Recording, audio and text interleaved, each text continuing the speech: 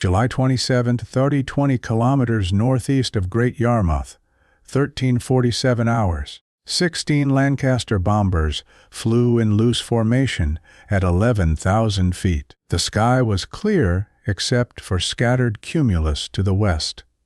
Visibility extended 20 kilometers in all directions. Each aircraft carried a full bomb load, 4,000 pounds per plane, 4,000 pounds total. The formation had been airborne for 1 hour and 43 minutes. In the lead aircraft, the navigator sat at his station with maps spread across the small table. The wireless operator monitored his receiver, headphones pressed tight against his ears. The pilot held altitude and heading without adjustment.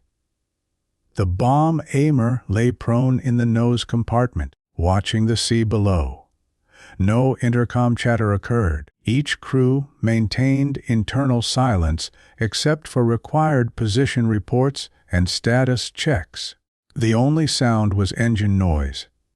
Constant, mechanical, filling every compartment. The target lay 38 minutes ahead, a U-boat construction facility on the Baltic coast. Weather reconnaissance had confirmed clear conditions over the target area. Fighter escort had rendezvoused on schedule and held position 3,000 feet above the bomber stream. Every bomb bay door remained closed.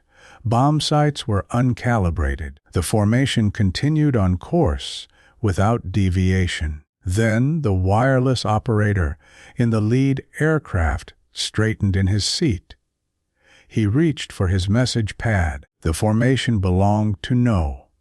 5 Group Bomber Command, operating from bases in Lincolnshire. The mission, designated Operation Ference, had been planned for 6 days. Intelligence photographs showed a submarine assembly hall under construction at Swinemünde, a port facility on the German Baltic coast. The structure was not yet operational, but was assessed to be 70% complete. Its destruction would delay U-boat production by an estimated 3 to 4 months. 16 crews had been briefed at 05:30 hours on July 27. The briefing officer had displayed reconnaissance photographs and outlined the approach route: departure from English coast, transit across the North Sea at medium altitude, descent to 8,000 feet for bombing run, withdrawal northwest toward Denmark, then west across the North Sea to return.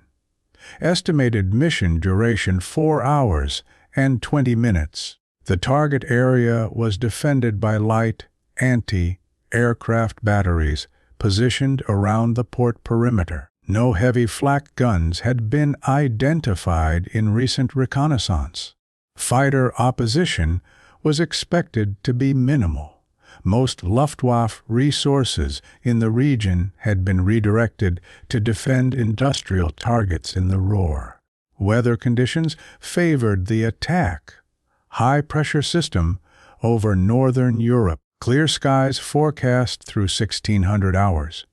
Each Lancaster carried a mixed load: high explosive bombs for structural damage, incendiaries for secondary fires. The attack plan called for concentrated release over a 30-second window to maximize impact on the construction hall.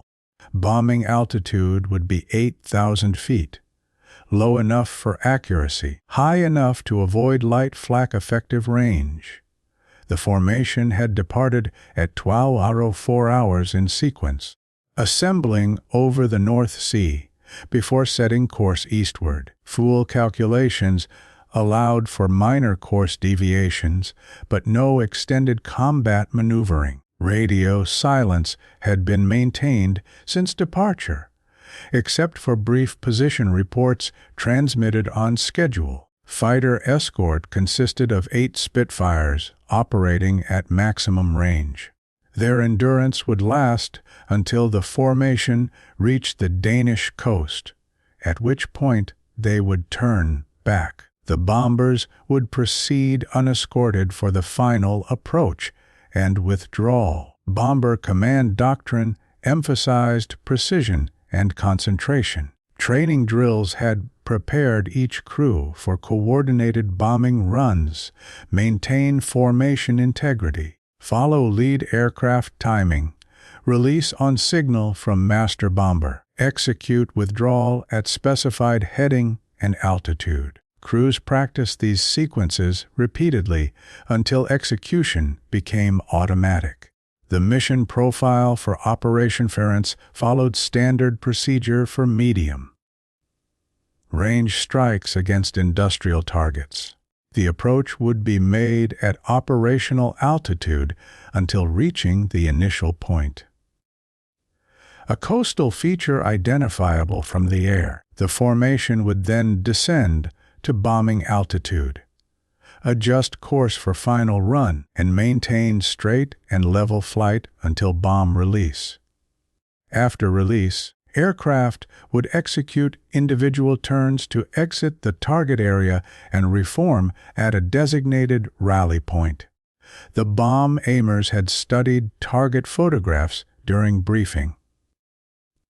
They knew the dimensions of the construction hall, the spacing between adjacent structures, the orientation of the port's defensive positions. Each had calculated wind drift and adjusted their bomb sights accordingly. The expected circular error for this type of attack was approximately 200 meters.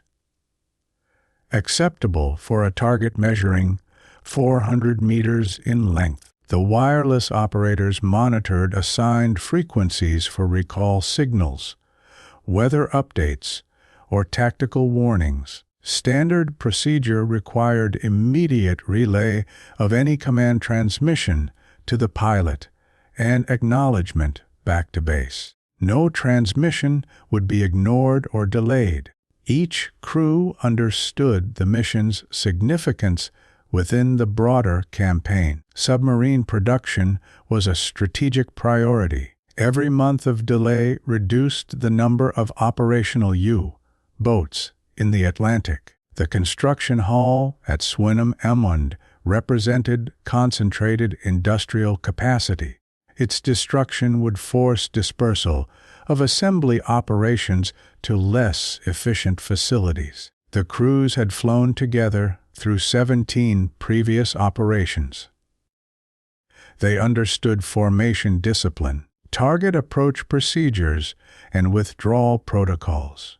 Loss rates on similar missions had averaged 8%, roughly 1 aircraft per 12 plane formation. The presence of fighter escort reduced that risk marginally.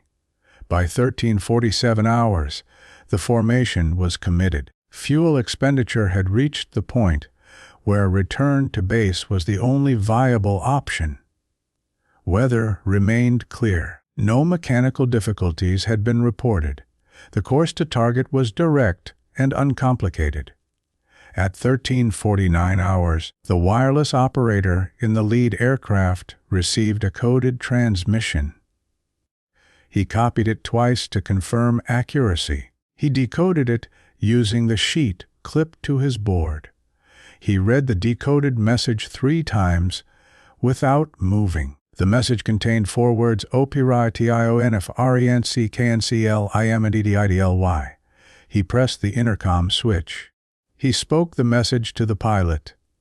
The pilot did not respond immediately. The wireless operator repeated the message. The pilot's voice came through the headset. Confirm receipt. The wireless operator confirmed. The pilot said nothing further.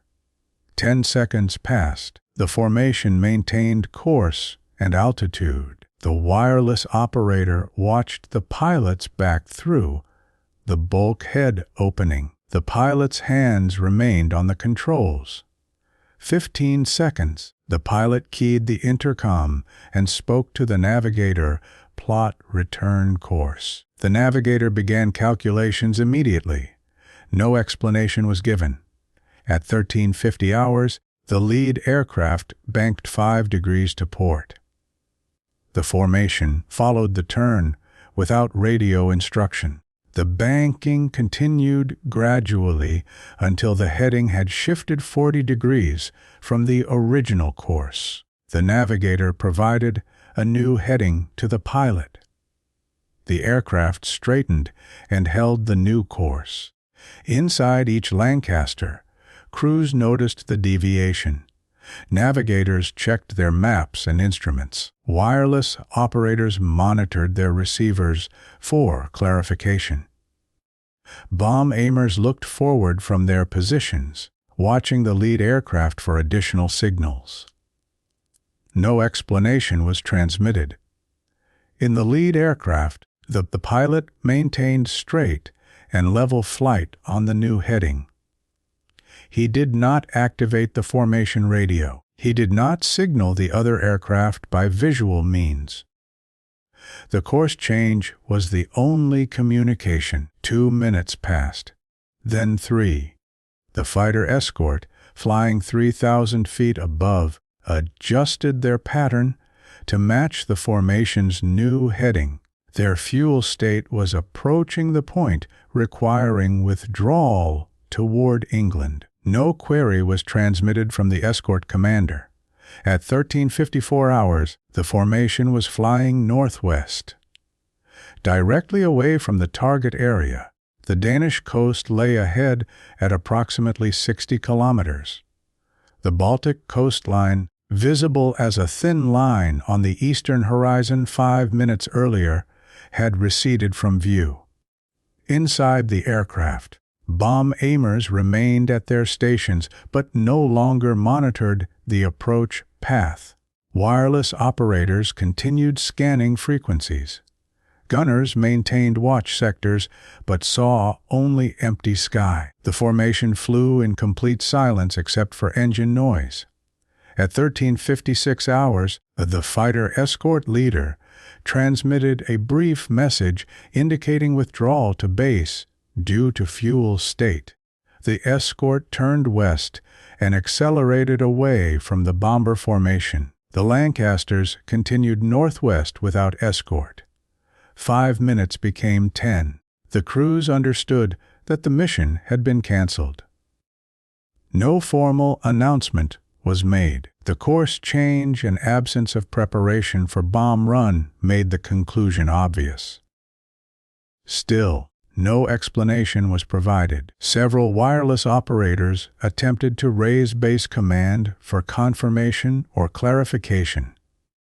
No response came. Radio silence imposed at mission start remained in effect. By 14:05 hours, the formation had traveled 40 kilometers on the new heading.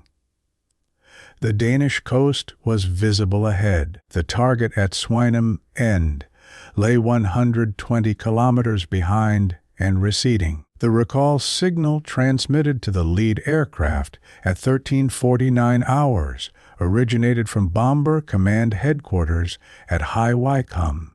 The transmission was sent simultaneously to all 16 aircraft in the formation, though only the lead wireless operator's acknowledgement was required.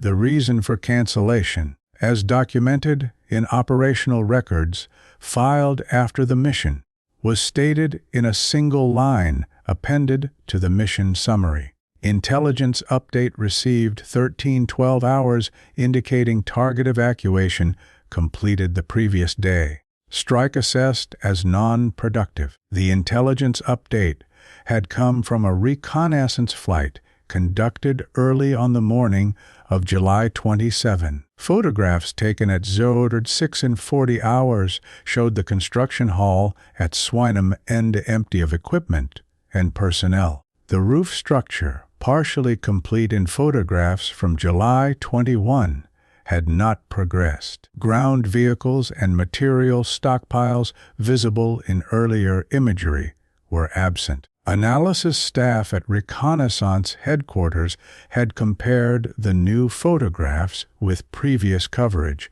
and concluded that assembly operations had been relocated. The construction hall, while still standing, no longer represented an active production facility. Its destruction would delay nothing. The mission objective no longer existed. The analysis was completed at 11:20 hours. The recommendation to cancel Operation Ference was transmitted to Bomber Command Headquarters at 11:40 hours. The decision to issue the recall was made at 13:05 hours. 44 minutes after the formation had departed English airspace. The delay reflected procedural consultation. Canceling a mission already in progress required confirmation that no secondary value existed in proceeding. Bomber Command staff reviewed alternative targets along the return route and assessed whether the bomb load could be effectively employed elsewhere. No suitable alternatives were identified. The decision was made to recall the formation and recover the aircraft without loss. The signal was transmitted at 13:12 hours, but did not reach the formation until 13:49 hours due to atmospheric interference and the formation's distance from transmitting stations. By the time the lead wireless operator received and decoded the message, the formation was 31 minutes from the target. No consideration was given to crew morale or reaction. The cancellation was treated as a procedural adjustment based on updated intelligence. The mission had become unnecessary. The formation was recalled. At 14:08 hours, the formation crossed the Danish coast inbound over the North Sea. The descent to lower altitude began immediately, reducing exposure and fuel consumption. By 14:20 hours, the formation was flying at 6,000 feet on a heading of 270 degrees due west toward England. No intercom discussion occurred within individual aircraft. Crews performed standard cruise checks: fuel state, engine temperatures, control surface response. The bomb aimers secured their stations. The navigators calculated revised fuel estimates for return to base. Wireless operators resumed monitoring assigned frequencies, but received no further transmissions. At 14:45 hours, the English coast became visible, a gray line low on the western horizon. The formation maintained heading and altitude. By 15:10 hours, landfall was made north of Cromer. The formation turned southwest toward Lincolnshire. At 15:35 hours, the lead aircraft transmitted a brief position report and estimated arrival time. Base acknowledged without comment. The formation continued without incident. At 15:47 hours, the first aircraft in the formation began descent toward its home airfield. Landing approach was conducted individually, each aircraft separating from the formation in sequence. By 16:20 hours, all 16 Lancasters had landed. No aircraft reported mechanical difficulty. No emergency procedures were required. Ground crews met each aircraft at dispersal points. Bomb loads were safed and removed. Fuel trucks moved into position. Crews disembarked and boarded transport vehicles for debriefing. The debriefing was conducted at 1700 hours in the main briefing room. The session lasted 18 minutes. The intelligence officer asked each crew commander whether the recall signal had been received and acknowledged. All confirmed receipt. The officer noted the confirmation in his log. No further questions were asked. The crews were dismissed. No discussion of the canceled mission occurred in the crew rooms or mess facilities that evening. The operation was listed on the squadron status board as incomplete. No flight time credit was awarded toward operational tour completion. The operational record for July 27, 1943, contains a single entry for Operation Ference, mission cancelled in flight due to intelligence update. Formation recalled 1349 hours. All aircraft returned safely. No bombs expended, no casualties. No after-action analysis was conducted. The cancellation was treated as routine, a procedural response to changed circumstances. The mission planning staff filed the reconnaissance photographs and intelligence assessments in the standard archive folders. No follow-up inquiry examined the delay between intelligence receipt and recall transmission. The crews who flew the mission received no recognition for the sortie. The operation did not count toward their required tour totals. In logbooks, the flight was recorded as a training exercise. 4 hours and 16 minutes of flight time with no operational credit. The construction hall at Swinemünde remained standing through August 1943. It was bombed by a different formation on September 3 in a raid that destroyed approximately 30% of the structure. Subsequent reconnaissance showed the facility was not rebuilt. Submarine assembly operations did not resume at that location. No assessment was made of whether the July 27 cancellation influenced subsequent events. The intelligence that prompted the recall was never verified by ground sources. The photographs showed an empty building. Whether evacuation was temporary or permanent could not be determined from aerial imagery alone. The decision to recall the formation generated no controversy within Bomber Command. Cancellations due to weather, mechanical failure, or intelligence updates were common.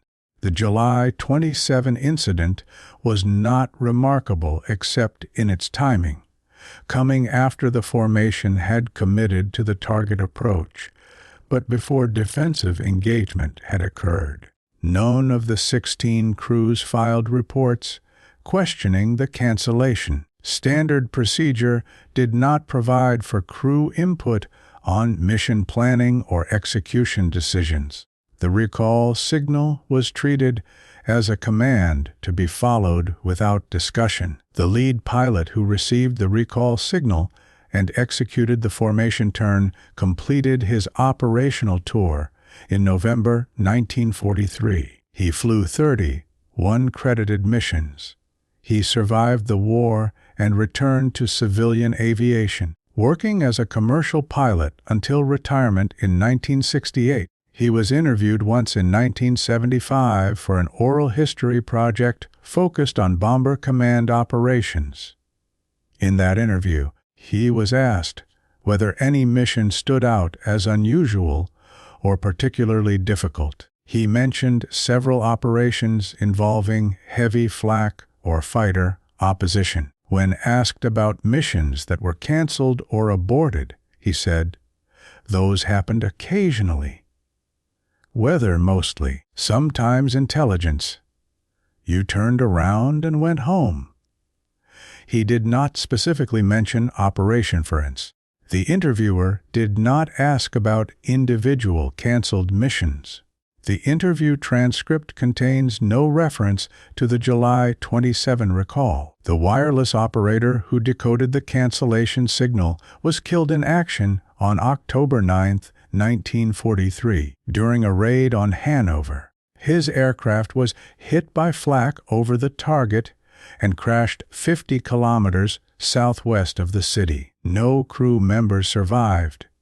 His service record lists 22 operational sorties.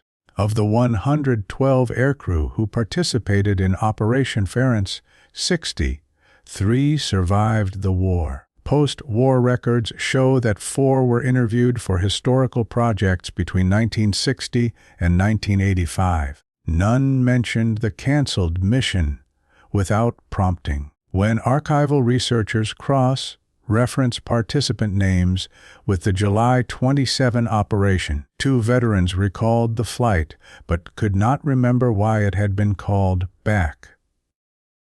1 navigator, interviewed in 1982, was shown the operational record for July 27 and asked if he remembered the sortie. He said, "Probably. We flew a lot of missions that year. If it was canceled, we just came home. That happened sometimes." The reconnaissance photographs that prompted the cancellation were declassified in 1972. They remain in the National Archives, but have not been published or analyzed in post-war studies of bombing effectiveness. The construction hall at Swinemünde was demolished by occupying Soviet forces in 1946 during port reconstruction operations. The site is now part of a commercial shipping terminal. No marker indicates the structure's wartime purpose or its status as a target in July 1943. The airfields in Lincolnshire from which the 16 Lancasters departed are no longer active military installations. Most were decommissioned in the 1950s. Some have been converted to agricultural use. Others remain as preserved sites with memorial plaques listing squadron designations and operational statistics. The operational record for Operation Ference is filed in a bound volume containing mission summaries for July 1943. The volume is accessible to researchers but rarely consulted. The entry for July 27 occupies 4 lines on a standardized form. No supporting documents are attached. What remains is a formation in flight. 16 aircraft carrying 64,000 pounds of bombs. A wireless operator copying a 4-word message. A pilot turning away from a target 31 minutes ahead. Crews returning to base with bomb bays still loaded. No explosions, no flak, no engagement, no losses. The strike that was abandoned when one signal canceled everything.